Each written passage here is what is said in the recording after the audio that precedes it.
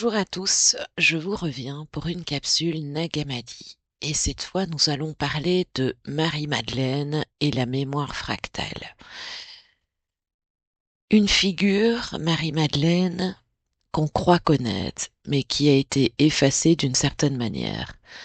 Marie-Madeleine n'est pas la version, édulcorée, ni celle diabolisée, mais ce qu'elle représente dans le champ vibratoire de l'âme qui sort du programme. Ce qu'elle incarne réellement. On l'a réduite à un rôle, disciple, prostituée, repentie, prêtresse, muse, etc. Mais ce qu'elle portait, c'était un axe vibratoire non fonctionnel. Elle n'était pas là pour remplir une fonction religieuse ou féminine, mais pour tenir la mémoire d'une fracture, celle de l'âme qui se réveille et refuse de continuer le jeu astral.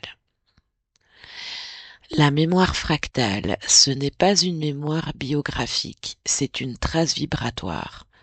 Une mémoire fractale, ce sont des morceaux de soi dispersés dans plusieurs lignes de temps, qui ne peuvent se rejoindre que quand l'ego lâche son besoin de comprendre.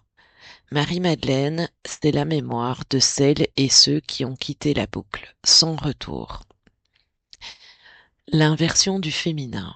Dans la matrice, rien n'est laissé au hasard. Le féminin n'est pas nié, il est récupéré. Et c'est pour ça que Marie-Madeleine dérange. Elle ne joue pas le jeu. Elle n'est ni lumière ni ombre. Elle traverse sans se laisser capturer. Alors je vais vous apporter une petite clé vibratoire comme à chaque fois.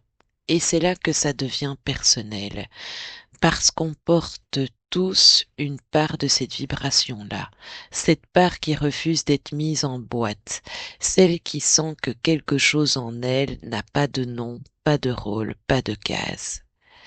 Et si je peux vous donner une petite affirmation à dire, je ne suis ni fonction, ni reflet, je suis fractal, je suis rupture.